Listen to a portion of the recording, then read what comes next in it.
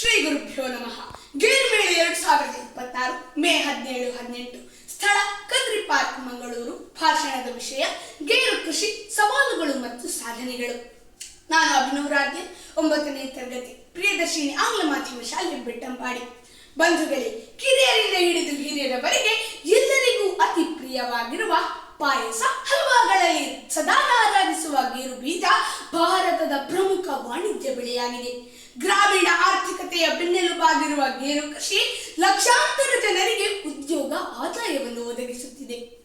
ಗ್ರಾಮೀಣ ಆರ್ಥಿಕ ವಲಯದಲ್ಲಿ ಹೊಸ ಕ್ರಾಂತಿಯನ್ನೇ ಸೃಷ್ಟಿಸಿರುವ ಗೇರು ಕೃಷಿ ಎದುರಿಸುತ್ತಿರುವ ಸವಾಲುಗಳು ಹಲವಾರು. ಹವಾಮಾನ ವೈಪರೀತ್ಯ, ಇದರಿಂದ ಉಂಟಾಗುವ ಇಳುವರಿಯ ಕುಸಿತ, ಬೆಲೆಗಳ ಏರಿಳಿತ ಗೇರು ಕೃಷಿಕರಿಗೆ ಒಂದು ದೊಡ್ಡ ಶಾಪವೇ ಸರಿ. ಅಸ್ಥಿರ ಮಾರುಕಟ್ಟೆ, ಕಾರ್ಮಿಕರ ಕೊರತೆ, ಕೀಟಬಾಧೆಯಂತಹ ಸವಾಲುಗಳು ಗೇರು ಕೃಷಿಕರ ಬದುಕನ್ನೇ ಅಸ್ಥಿರಗೊಳಿಸುತ್ತಿವೆ. ಬಹಳಷ್ಟು ಜನರಿಗೆ ವೈಜ್ಞಾನಿಕ ಗೇರು ಕೃಷಿಯ ಅರಿವಿಲ್ಲ, ಹೊಸ ತಳಿಗಳ ಬಗ್ಗೆ ಜ್ಞಾನವಿಲ್ಲ. ಇನ್ನು ನಾವು ಗೇರು ಕೃಷಿಯ ಸಾಧನೆಗಳನ್ನು ನೋಡುವುದಾದರೆ, ಶೀಘ್ರ ಅಧಿಕ ಇಳುವರಿ ಕೊಡುವ, ದೀರ್ಘಕಾಲ ಬಾಳುವ ಹೊಸ ತಳಿಗಳನ್ನು ಅಭಿವೃದ್ಧಿಪಡಿಸಲಾಗಿದೆ.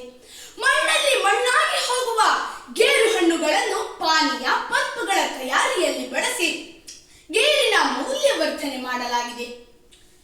ಗೇರು ಬೀಜ ಸಂಸ್ಕರಣೆಗೆ ಯಂತ್ರಗಳನ್ನು ಬಳಸಲಾಗುತ್ತಿದೆ.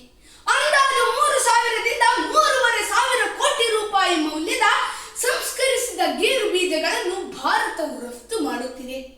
ಕ್ಯಾಶ್ಯೂ ಇಂಡಿಯಾ, ಕ್ಯಾಶ್ಯೂ ಪ್ರೊಟೆಕ್ಟ್ ಆಪ್ಗಳನ್ನು ಅಭಿವೃದ್ಧಿಪಡಿಸಲಾಗಿದೆ. ಇವೆಲ್ಲವೂ ಗೇರು ಕೃಷಿಯಲ್ಲಾದ ಸಾಧನೆಗಳಲ್ಲವೇ?